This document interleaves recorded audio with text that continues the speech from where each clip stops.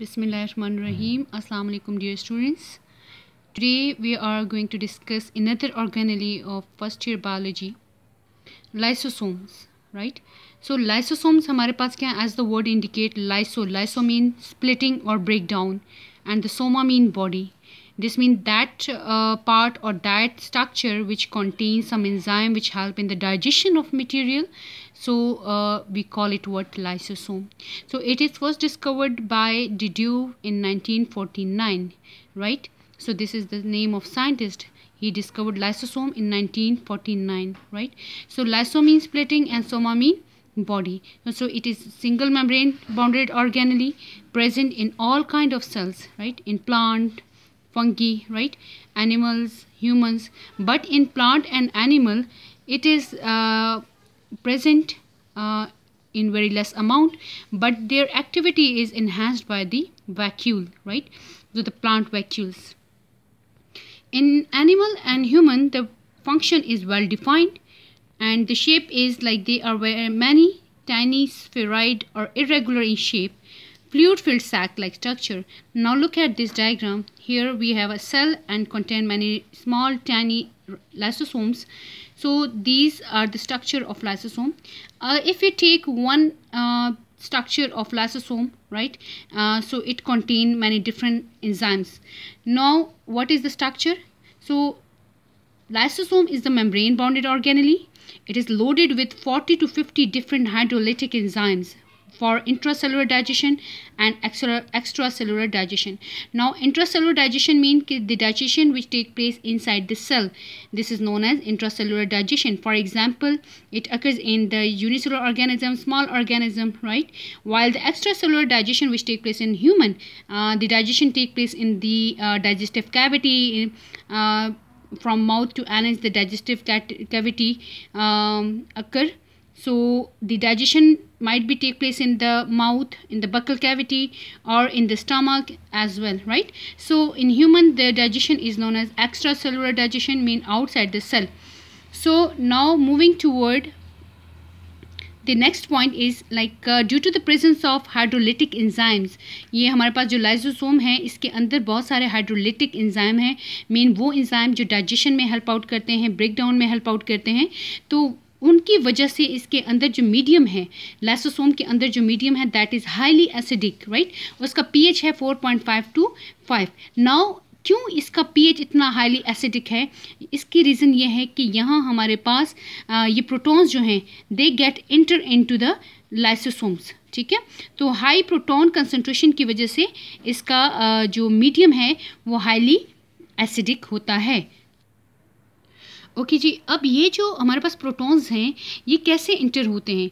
यहाँ पे जो लाइसोसोम है इसके मेम्ब्रेन के ऊपर एटीपी डिपेंडेंट प्रोटीन पंप हैं जो कि इन हाइड्रोजन आयंस को, इन प्रोटॉन्स को इंटर करने में हेल्प आउट करते हैं.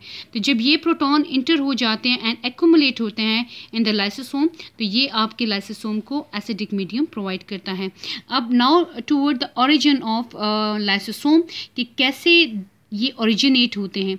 So for example here we have hydrolytic enzymes, ठीक है?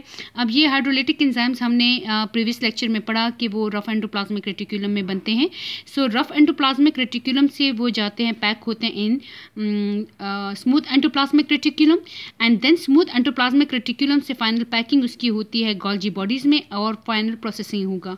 एंड जो प्रोटीन है, जो हाइड्रोलाइटिक एंजाइम है, जो ये प्रोटीन इन नेचर है, ये फंक्शनल फॉर्म में हमारे पास आ जाएगा. अब उसके बाद यहाँ जब ये आपके पास अभी लाइक जो एंजाइम है वो इस गोल्जी बॉडी के अंदर पैक हो गया, तो वो इन वेसिकल्स की फॉर्म में सिक्रीट हो जाते हैं, ठीक है? अब ये अभी इनके अंदर जो एंजाइम है right now they are inactive, right? तो इसलिए हम इनको कहते हैं कि प्राइमरी लाइसोसोम, ये they act like a primary lysosome. तो इनके अंदर जो हाइड्रोलिटिक एंजाइम है वो इमेच्योर हैं और इनएक्टिव हैं. अब फॉर एग्जांपल कोई भी फूड मटेरियल है जो सेल के अंदर आ जाता है, जिसको हम फिर कहते हैं एंडोसोम हो गया या फैगोसोम हो गया या ऑटोफैगोसोम हो गया, यानी कोई भी मटेरियल जब सेल के अंदर इनगल्फ होकर आता है या डिफ्यूजन के ज़रिए अंदर आता है, ठीक है, या सेल के अंदर जो स्ट्रक्चर्स हैं वो खुद एक वैक्यूल लाइक स्ट्रक्चर बनाते हैं, वो जब इस प्राइमरी लाइसोसोम के साथ फ्यूज़ होते हैं, ठीक है, तो प्राइमरी लाइसोसोम्स के अंदर जो एंजाइम है वो एक्टिव होना शुरू हो जाते हैं। सो ये जब एक्टिव होंगे तो वो फूड जो मटेरियल मौजूद है फूड वैक्यूल के अंदर उसको डाइजेस्ट करना स्टार्ट कर देंगे। ठीक है, तो इस दौरान जब ये हमारे पास प्राइमरी लाइसोसोम एक्टिव होता है और इस फूड मटेरियल को डाइजेस्ट करता है, इस टाइम हम इसको कहते हैं सेकेंडरी लाइसोसोम। ठीक है, अब प्राइमरी लाइसोसोम में हमारे पास जो एंजाइम है वो इस मटेरियल जो फूड वैक्यूल है इसके अंदर जो फूड मटेरियल लाइक हमारे पास कार्बोहाइड्रेट है, लिपिड है, फैट्स है, ठीक है, और डीएनए आरएनए पीसेस हैं, जो भी इसके अंदर है, जो भी मटेरियल इसके अंदर है, चाहे वो सेल के अंदर से पैक होके आ गया, ठीक है, जिसने भी डाइजेस्ट होना है या वो बाहर से इंटर हुआ है फूड मटेरियल, तो वो पहले अभी डिफ्यूजिबल फॉर्म में नहीं है क्योंकि लार्जर मॉलिक्यूलर वेट है, तो ये एंजाइम इसको डिफ्यूज़ करेंगे, ठीक है, उसको डाइजेस्ट करेंगे एंड देन वो जो पार्टिकल्स हैं कन्वर्ट हो जाएंगे, मॉलिक्यूल्स कन्वर्ट हो जाएंगे कार्बोहाइड्रेट इनटू ग्लूकोज, ठीक है, और प्रोटीन अमाइनो एसिड में चेंज हो जाता है, इसी तरह डिफरेंट न्यूक्लियोटाइड्स में चेंज हो जाएंगे। Now these are known as diffusible forms, ये माइक्रो मॉलिक्यूल हो गए, अब ये डिफ्यूज़ होंगे सेकेंडरी लाइसोसोम से। ठीक है, सो यहाँ डाइजेशन के बाद जो पार्टिकल्स फॉर एग्जांपल ग्लूकोज है, अमाइनो एसिड है एंड न्यूक्लियोटाइड्स है, जो सेल को रिक्वायर्ड है वो दोबारा सेल के अंदर यूज़ हो जाएगा साइटोप्लाज्म के अंदर, और जो एक्स्ट्रा हो गया अनडाइजेस्टेड पार्टिकल जो रह गए या अनडाइजेस्टेड मटेरियल रह गया, ठीक है, जिसकी ज़रूरत नहीं है, तो वो आपके पास सेल से बाहर जाएगा in the form of exocytosis. So यहाँ मैंने आपको ये इंट्रासेलुलर डाइजेशन का एक पूरा प्रोसेस भी ऑलमोस्ट समझा दिया। सो इनका ओरिजिन आपके पास बेसिकली कहाँ से होता है, रफ एंडोप्लाज्मिक रेटिकुलम, ठीक है, और देन वो कन्वर्ट होगा ये स्मूथ में, ठीक है, एंड देन उसके बाद वो शिफ्ट होगा कहाँ पे, गोल्जी बॉडीज़ में, एंड देन उसके बाद सेक्रेटरी वेसिकल्स में, ठीक है, एंड देन वेसिकल्स में जो हमारे पास एंजाइम्स हैं अभी वो इनएक्टिव है, तो उसको हम कहते हैं प्राइमरी लाइसोसोम्स। ठीक है, जब ये प्राइमरी लाइसोसोम किसी फूड वैक्यूल के साथ फ्यूज़ होंगे तो देन हम उसको कहेंगे secondary lysosome. So this is how lysosome generated in the cell. Okay जी, नाउ हम डिस्कस करेंगे कि एक्शन ऑफ लाइसोसोम कैसे होता है। ठीक है, यानी फंक्शंस की तरफ जाने से पहले मैं आपको ये थोड़ा सा बताऊंगी, और ये उसी इंट्रासेलुलर डाइजेशन में भी आता है जो आगे हमारा फर्स्ट पॉइंट है फंक्शन में। तो यहाँ हम उसको एक्सप्लेन कुछ इस तरह करते हैं कि सेल के अंदर फॉर एग्जांपल हमारे पास कोई भी सेल है, यहाँ फॉर एग्जांपल ये हमने सेल बनाया, कोई भी मटीरियल अगर आपके पास सेल के अंदर आता है, ठीक है, तो ये जब अंदर आएगा तो इसको हम कहते हैं कि ये आपके पास हो गया एंडोसाइटोसिस, राइट। अब एंडोसाइटोसिस क्या है कि ये सेल मेम्ब्रेन इसके इर्द गिर्द एक जो है एक स्ट्रक्चर बना देता है, इसको इनगल्फ करेगा, ठीक है। अगर वो फैगोसाइटोसिस, अगर कोई सॉलिड मटेरियल आपके सेल के अंदर इंटर हो रहा है, ठीक है, फॉर एग्जांपल कोई बैक्टीरिया है या कोई पैथोजेन है, ये सॉलिड मॉलिक्यूल है, वो सेल के अंदर इंटर हो रहा है, तो उसको हम कहते हैं फैगोसाइटोसिस, ठीक है, उस प्रोसेस को क्या कहते हैं, फैगोसाइटोसिस, ठीक है। और अगर कोई लिक्विड मटेरियल आपके सेल के अंदर इंटर हो रहा है तो हम उसे कहते हैं पिनोसाइटोसिस, उस प्रोसेस को कहते हैं पिनोसाइटोसिस। तो जो इनके जब ये इंटर हो जाएगा, ये जो प्रोसेस है सेल के अंदर कोई सॉलिड मटेरियल इंटर हो रहा है या कोई चीज़ इंटर हो रही है, तो इसको हम कहते हैं phagocytosis. Got it. So endocytosis, अब एंडोसाइटोसिस में हमारे पास फैगोसाइटोसिस एंड पिनोसाइटोसिस आ गया, ठीक है। अब ये जो अंदर ये जो स्ट्रक्चर बन गया, मतलब कोई भी मटेरियल इंटर हो गया और इसके इर्द गिर्द ये मेम्ब्रेन बन गया और एक वेसिकल स्ट्रक्चर बन गया, ये एक फूड वैक्यूल की तरह स्ट्रक्चर बन गया आपके पास। सो अगर वो फैगोसाइटोसिस के जरिए हुआ है, मतलब कोई सॉलिड मटेरियल इंटर हुआ है और उसके इर्द गिर्द मेम्ब्रेन बनी, तो इसको कहेंगे फैगोसोम, ठीक है। और अगर वो कोई लिक्विड मटेरियल है और वो इनक्लोज हो गया एक मेम्ब्रेन के अंदर, उसको कहेंगे पिनोसोम, ठीक है। और दूसरा प्रोसेस है हमारे पास ऑटोफैगोसाइटोसिस, जिसमें सेल के अपने ही पार्ट्स जो हैं, ठीक है, वो फैगोसाइटोस्ड होते हैं, ठीक है। तो पार्ट ऑफ द सेल्स जब हमारे पास फैगोसाइटोसिस होंगे, यानी एंडोसाइटोसिस में तो बाहर से कोई चीज़ इंटर हो रही है ना, लेकिन ऑटोफैगोसाइटोसिस में क्या होता है कि सेल के अंदर अपने ही पार्ट्स या तो वो वॉर्न आउट होंगे, या वो एक्स्ट्रा होंगे, या वो डैमेज होंगे, ठीक है।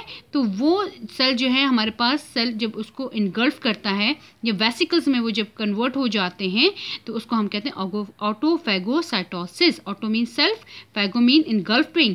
तो सेल जब खुद ही अपने सेल को अपने पार्ट्स को इनगल्फ करता है, उसको कहते हैं ऑटोफैगोसाइटोसिस। ठीक है, तो जैसे ही एंडोसाइटोसिस होगी, कोई बैक्टीरिया वगैरह एंटर हो गया, ठीक है, या तो सेल का अपना ही हिस्सा जो एक्स्ट्रा है वो आपके पास एक वैक्यूल लाइक स्ट्रक्चर बना देता है। ठीक है, सो वो वैक्यूल्स आपके पास लाइसोसोम के साथ फ्यूज होते हैं। ठीक है, तो यहाँ ऑटोफैगोसाइटोसिस के जरिए जो वैक्यूल बन गया तो ऑटोफैगोसोम कहेंगे। पिनोसाइटोसिस के जरिए जो वैक्यूल अंदर आ गया उसको कहते हैं पिनोसाइटोस। ठीक है, पिनोसोम्स, राइट। और फैगोसाइटोसिस के जरिए जो मटेरियल इंटर हो गया एंड वैक्यूल बन गया तो उसको हम कहेंगे फैगोसोम। तो ये सारे आपके पास क्या होते हैं, एंडोसोम्स हैं। ठीक है, ये क्या है, एंडोसोम्स। नाउ ये फूड वैक्यूल्स जो हैं ये आपके पास क्या है, फैगोसोम्स बन गए। ठीक है, फैगोसाइटिक वेसिकल्स बन गए, फूड वैक्यूल्स हो गए। ओके, नाउ अब हमारे पास ये जो फैगोसोम्स बन गए, फैगोसाइटिक वेसिकल्स हैं, ठीक है, ये फूड वैक्यूल्स जो बन गए, अब इनकी फ्यूजन होगी किसके साथ, प्राइमरी लाइसोसोम के साथ। ठीक है, प्राइमरी लाइसोसोम इनको फ्यूज करेंगे क्योंकि इसमें मटेरियल आ गया ना, तो वो मटेरियल तो डिफ्यूजिबल नहीं है क्योंकि उसका मॉलिक्यूलर वेट ज़्यादा है। ठीक है, तो ये प्राइमरी लाइसोसोम उसके साथ फ्यूज होगा एंड अपने एंजाइम उसके साथ क्या होगा, उसके एंजाइम जो हैं वो एक्टिवेट हो जाएंगे और they start break down of the material which is present inside the vesicle, inside the food vacuole. तो जब ये इसके साथ इंटरेक्शन करेगा और एंजाइम एक्टिवेट होगा, देन हम इसको कहेंगे ये क्या है, सेकेंडरी लाइसोसोम। सो देन इसमें डाइजेशन जो है ये कन्वर्ट हो जाएगी, यानी डाइजेशन का प्रोसेस होगा। ओके जी, नाउ ये डाइजेशन हो गया। अब ये डाइजेशन से क्या होगा कि वो जो मटेरियल है, जो नॉन डिफ्यूजिबल मटेरियल था फूड वैक्यूल के अंदर, लाइक हमारे पास कार्बोहाइड्रेट, लिपिड, फैट्स, ठीक है, तो वो अब कन्वर्ट हो जाएंगे डिफ्यूजिबल फॉर्म में, यानी अमाइनो एसिड ग्लूकोज में। तो या तो वो सेल उसको यूज़ करेगा, यानी सेल के साइटोप्लाज्म में वो सेंड कर देगा आपके पास सेकेंडरी लाइसोसोम, तो वो सेल उसको यूज़ कर सकते हैं। ठीक है, या उसमें जो अनडाइजेस्टेड मटेरियल है या वेस्ट मटेरियल जो है वो आपके पास कॉन्ट्रेक्टाइल वैक्यूल के पास चला जाएगा, यानी वो जो वैक्यूल रह गया और उसके अंदर अनडाइजेस्टेड मटेरियल है जो कि डिफ्यूजिबल नहीं है, तो इसको हम कहेंगे कॉन्ट्रेक्टाइल वैक्यूल। तो ये कॉन्ट्रेक्टाइल वैक्यूल यहाँ हमारे पास सेल मेम्ब्रेन है, ये इसके साथ फ्यूज़ हो जाता है। जब ये फ्यूज़ होगा तो ये आपके पास सेल से बाहर excrete out हो जाएगा। So this is known as exocytosis, get rid of material from the cells. ठीक है, तो इसको हम कहेंगे एक्सोसाइटोसिस। ठीक है, तो ये सारी प्रोसेस आपके पास इंट्रासेलुलर डाइजेशन हो गई। ओके जी, now moving toward the functions. ठीक है, फंक्शंस क्या है, इंट्रासेलुलर डाइजेशन जो कि अभी हमने डिस्कस कर ली। ठीक है, और ऑटोफेगी हमारे पास है, auto mean self and phagy mean eating.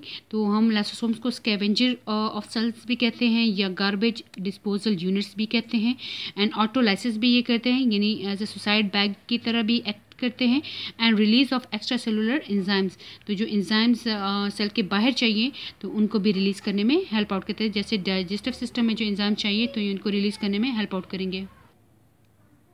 Okay जी, यहाँ अब देखिए मैंने एक डायग्राम यहाँ सिलेक्ट किया है जिसमें लाइसोसोम जो है वो कैसे डाइजेस्ट करता है मटेरियल को। फॉर एग्जांपल ये आपके पास देखिए वाइट ब्लड सेल्स हैं। ठीक है, अब वाइट ब्लड सेल्स जो हैं आपके पास डिफेंस सिस्टम में हेल्प करते हैं और इसको हम फैगोसोम्स भी कहते हैं। अब ये बैक्टीरिया है, अब ये आपके सेल के पास आएगा। ठीक है, अब फॉर एग्जांपल यहाँ ये देख लें, अब यहाँ से ये बैक्टीरिया है, ये आपके पास फैगोसाइट है। ठीक है, जिसने फैगोसाइटोसिस करना है।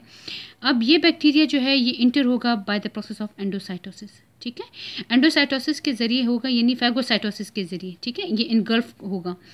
जैसे ही इनगल्फ होगा तो ये आपके पास अंदर बनाता है फैगोसाइटिक वेसिकल, राइट। जब ये फैगोसाइटिक वेसिकल बनाएगा तो लाइसोसोम जो है fuse with the vesicle membrane and discharge their content.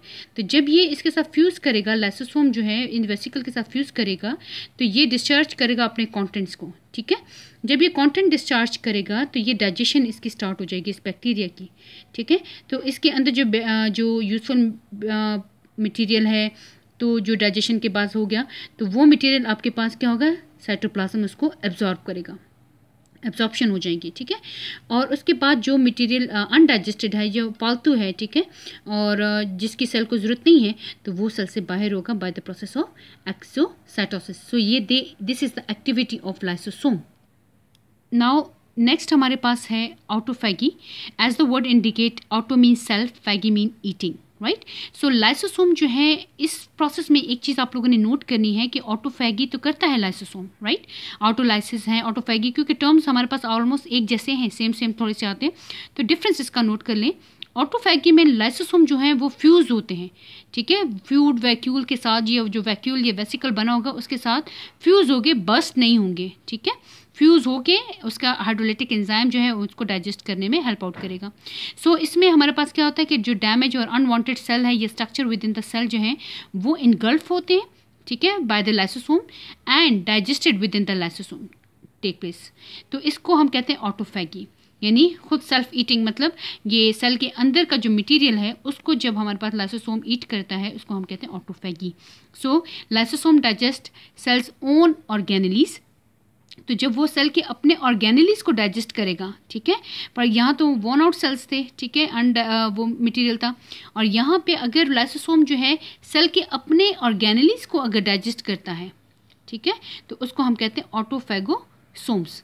Auto mean self, phago mean engulf या ईटिंग, सोमा मीन बॉडी, जो अपने ही ऑर्गेनेलीज, फॉर एग्जांपल हमारे पास ये हमारे पास सेल है, तो इसके अंदर ये छोटे छोटे लाइसोसोम्स हैं, तो यहाँ पे हमारे पास माइटोकॉन्ड्रिया वगैरह अगर एक्स्ट्रा बन गया या कोई और सेल्स हमारे पास एक्स्ट्रा हैं जो कि सेल के ऊपर बर्डन है, ठीक है, तो ये इसको क्या कहते हैं, इनगल्फ करना शुरू कर देता है, इनको ख़त्म करना शुरू कर देता है, ठीक है, तो इसको हम कहते हैं ऑटोफैगोसोम। क्लियर हो गया। सो ऑटोफैगी हमारे पास क्या है कि जिसमें हमारे पास जो डैमेज या अनवांटेड सेल या स्ट्रक्चर्स हैं वो लाइसोसोम इनगल्फ करेगा, उसको कहते हैं autophagy.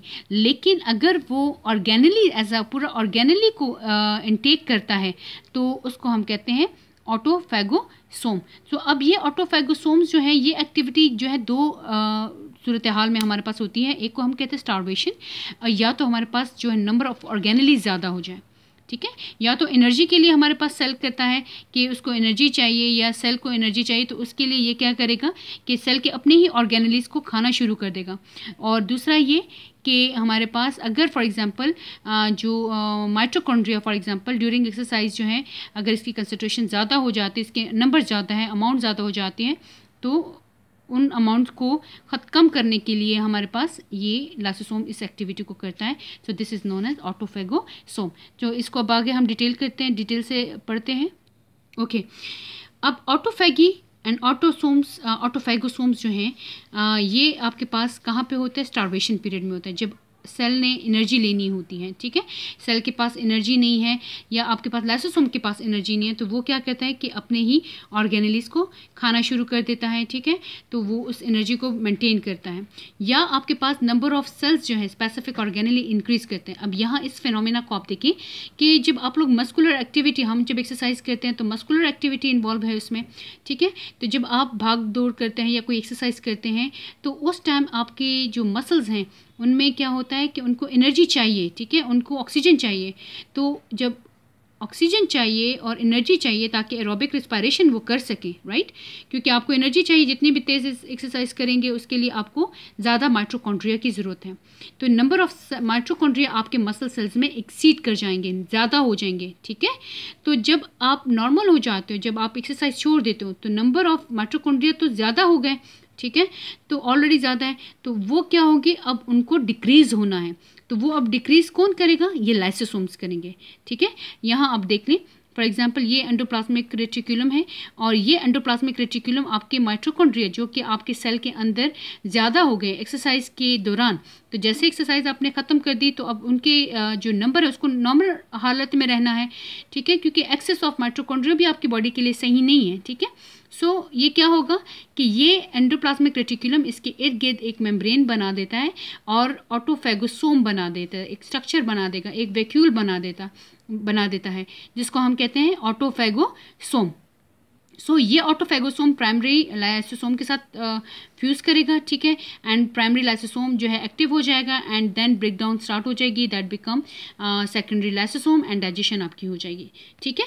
So but when you leave exercise number of mitochondria are again what decrease, तो ये डिक्रीज होगा by the process of autophagy. तो ऑटोफैगी के प्रोसेस के ज़रिए आप ये जो ऑर्गेनलीज हैं इनको हम कम करते हैं, या ऑटोफैगोसोम्स जो हैं या लाइसोसोम जो हैं ये बन जाते हैं आपके पास और उन नंबर्स को डिक्रीज करते हैं. So this process is known as autophagy. यहाँ एक टर्म आपने जहन में रखनी है, एक होता है ऑटोफैगी, एक होता है हीट्रोफैगी. तो हीट्रोफैगी क्या होता है कि जब मटेरियल आपके पास सेल के बाहर से इंटर होता है, ठीक है, और उसकी डाइजेशन होती है. फॉर एग्जांपल एक सेल है तो उसके बाहर से अगर कोई चीज़ इंटर हो रही है, फूड मटेरियल इंटर हो रहा है और आपके लाइसोसोम उसको ब्रेक डाउन करता है, तो उस एक्टिविटी को कहते हैं हीट्रोफैगी. ठीक है, जबकि सेल के अपने अंदर की जो चीज़ें हैं और ऑर्गेनेलीज हैं या वॉर्न आउट सेल्स हैं उसको जब ब्रेक डाउन करता है लाइसोसोम, तो इस एक्टिविटी को कहते हैं autophagy. Hope you understand this thing. Now next word the autolysis. अब देखिए, auto mean cell, lysis mean break down. अब इसमें क्या होता है कि digestion of body parts occur by the lysosome. अब कोई भी बॉडी पार्ट है उसकी डाइजेशन होगी, ठीक है, और लाइसोसोम की मदद से, तो हम उसे कहेंगे ऑटोलाइसिस. अब इसमें जो लाइसोसोम है इसमें वो बर्स्ट होते हैं. पीछे जो हमने पढ़ा था ऑटोफैगी, उसमें वो बर्स्ट नहीं हो रहा था, फ्यूज़ हुआ है, ठीक है. लेकिन यहाँ पे लाइसोसोम जो है वो बर्स्ट होगा, ठीक है. यहाँ हमें इसकी एक्टिविटी ज़रा ज़्यादा चाहिए, ठीक है, देन वो डाइजेस्ट करेगा. फॉर एग्जांपल मेटामॉर्फोसिस में आप देखें कि डेवलपमेंटल स्टेज में हमारे पास कुछ पार्टिकल सेल्स हैं जिनको हमने डिसइंटीग्रेट करना है. फॉर एग्जांपल हमारे पास अब देखिए टेडपोल में आप ये मेटामॉर्फोसिस इन फ्रॉग में अगर देखें तो टेडपोल में आपको टेल नज़र आएगा, ठीक है, लेकिन फ्रॉग में जब वो कन्वर्ट होता है तो उसमें उसकी टेल नहीं होती. तो ये जो टेल रिमूव हो गई टेडपोल से, ठीक है, फ्रॉग में जब वो कन्वर्ट हुआ उस दौरान जो ये टेल रिमूव हो गई, तो वो इस ऑटोलाइसिस के प्रोसेस के ज़रिए हुआ. तो इसमें क्या होता है कि जो अब इसका मैकेनिज़्म क्या है इसको आगे हम थोड़ा स्टडी करते हैं. ओके जी, इसका मैकेनिज़्म क्या है, यानी प्रोग्राम सेल डेथ. क्योंकि टेडपोल से हमें कन्वर्ट करना है, जो टेल है वो जो है टेल लेस फ्रॉग में कन्वर्ट होगा. तो ये जो है आपके पास प्रोग्राम सेल डेथ हो गई, ठीक है.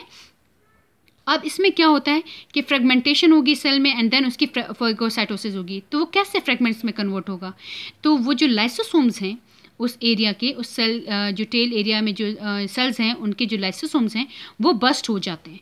जब वो बस्ट होंगे तो वो एंजाइम को रिलीज़ करेंगे थ्रू आउट द साइटोप्लाज्म, ठीक है. जो वो साइटोप्लाज्म में रिलीज़ होगा तो वो जो हाइड्रोलिटिक एंजाइम है वो उस लाइसोसोम को भी इनगल्फ करेगा एंड उसके इर्द गिर्द जो सेल हैं उनको फ्रेगमेंट्स में कन्वर्ट कर देगा. जब वो फ्रेगमेंट्स में कन्वर्ट करेगा तो दूसरे वहाँ पे जो फैगोसाइटोसिस होती है वहाँ, फिर वहाँ जो बाकी सेल्स हैं वो उसको फैगोसाइटोस करेंगे, ठीक है, इनगल्फ करेंगे, ठीक है.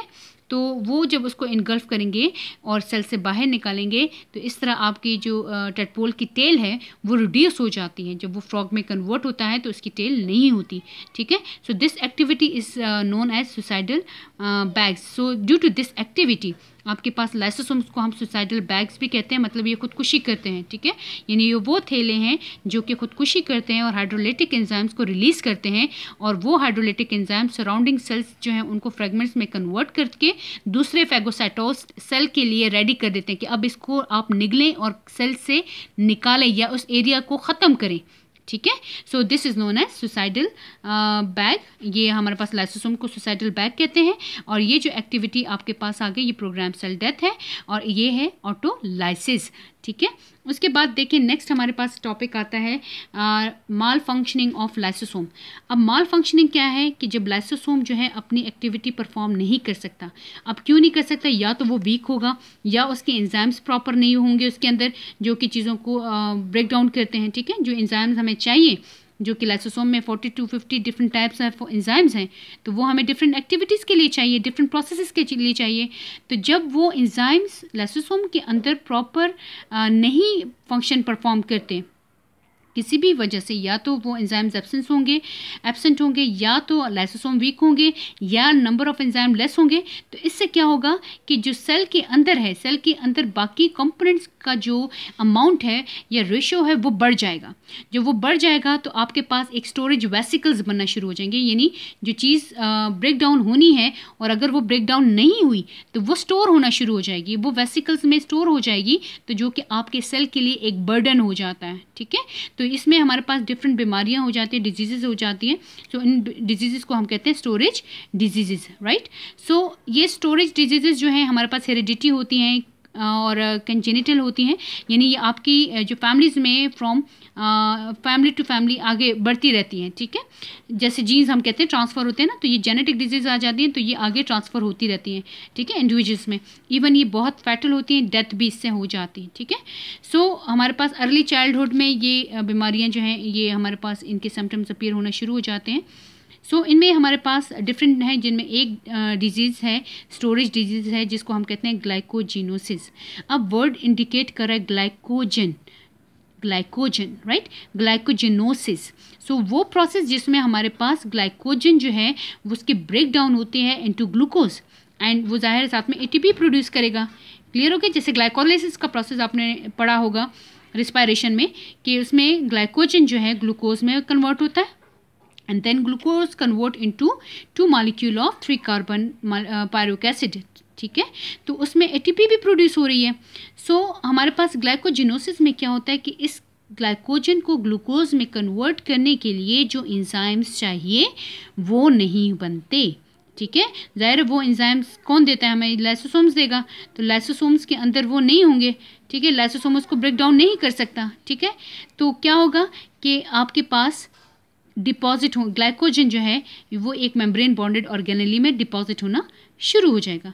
मीन अब एक ऑर्गेनेली बन गया आपके पास, या आप कैसे एक वेसिकल बन गया जिसमें ग्लाइकोजन मौजूद है, ठीक है। उस ग्लाइकोजन ने क्या है लाइसोसोम के साथ फ्यूज़ होना था, ठीक है, और लाइसोसोम के एंजाइम ने इस ग्लाइकोजन को ब्रेक डाउन करना था ग्लूकोज में। तो जबकि वो लाइसोसोम में वो एंजाइम नहीं है तो वो ग्लाइकोजन जो है ब्रेक डाउन भी नहीं होगा। तो जब ग्लाइकोजन ब्रेक डाउन नहीं होगा तो ग्लाइकोजन जो है आपके पास डिपॉजिट होना शुरू हो जाएगा। तो जब ये डिपॉजिट हो जाएगा तो आपके पास ये एक डिजीज़ बन जाती है जिसको हम कहते हैं ग्लाइकोजिनोसिस 2, ठीक है। तो ये एक्टिविटी कहाँ पे होती है? लिवर सेल्स में ज़्यादातर होते हैं, मसल्स में एंड पैंक्रियाटिक सेल्स में। ओके जी, नाउ नेक्स्ट हमारे पास एक और डिजीज़ है, टिसैश डिजीज़ इसको कहते हैं। तो इसमें हमारे पास क्या है कि इसमें लिपिड डाइजेस्टिंग एंजाइम जो हैं वो मिसिंग होते हैं। लिपिड जो लाइसोसोम्स हैं उसके अंदर वो एंजाइम जो लिपिड को डाइजेस्ट करते हैं वो एब्सेंट होते हैं, वो मिसिंग होते हैं। तो लिपिड क्या है कि lipid fatty acid and glycerol में कन्वर्ट नहीं होगा, ठीक है। तो क्या होगा? लिपिड आपके पास एक्यूमुलेट होना शुरू हो जाएगा। तो ये एक्यूमुलेशन आपके लिए हार्मफुल होती है, ठीक है। तो ब्रेन सेल्स में अगर ये एक्यूमुलेट हो जाता है तो ये मेंटल रिटार्डेशन काज करता है, इवन डेथ भी हो जाती है। ज़ाहिर उसको ब्रेन सेल्स को न्यूट्रिएंट्स नहीं मिलेंगे, उसके इर्द गिर्द चर्बी जमा हो गई, उसको न्यूट्रिएंट्स नहीं मिलेंगे, ब्लड सप्लाई प्रॉपर नहीं होगा, तो इवन डेथ भी हो जाती है, ठीक है। सो यहाँ एक चीज़ आपने जहन में रखनी है कि एक्टिविटी और लाइसोसोम जो हैं किन सेल्स में ज़्यादा होती हैं? न्यूट्रोफिल्स में। न्यूट्रोफिल्स हमारे पास वाइट ब्लड सेल्स की टाइप हैं जो कि इम्यून सिस्टम में हेल्प आउट करता है, ठीक है। तो न्यूट्रोफिल्स जो हैं ये इसमें लाइसोसोम ज़्यादा हैं क्योंकि न्यूट्रोफिल्स जो हैं इम्यून सिस्टम में हेल्प आउट करते हैं। अगर कोई फॉरेन एजेंट बॉडी के अंदर आ जाता है तो न्यूट्रोफिल्स इसके ऊपर अटैक करते हैं। ओके, इसके बाद नेक्स्ट एक हमारे पास एक डिजीज़ है वो अभी हम डिस्कस कर लेते हैं। ओके जी, नेक्स्ट हमारे पास है एल्केप्टोनूरिया। इसमें हमारे पास क्या होता है कि यूरिन ऑफ इंडिविजुअल जो होता है वो ब्लैक होता है जब वो एक्सपोज होता है एयर में, ठीक है। अब वो क्यों ब्लैक होता है? क्योंकि इसमें एक कंपाउंड प्रेजेंट होता है जो कि डाइजेस्ट नहीं किया जाता था by the help of enzyme of lysosomes. तो जब वो लाइसोसोम के अंदर जो एंजाइम चाहिए जिसने इस इंडिविजुअल को ब्रेक डाउन करना है तो वो उसमें एब्सेंट होता है, तो जिसकी वजह से वो यूरिन में पाया जाता है और जब वो एक्सपोज होता है तो वो ब्लैक कलर में हमारे पास कन्वर्ट हो जाता है। तो इस बीमारी को हम कहते हैं alkaptonuria, right. So if you like the video kindly subscribe the channel and share with your friends. Thank you.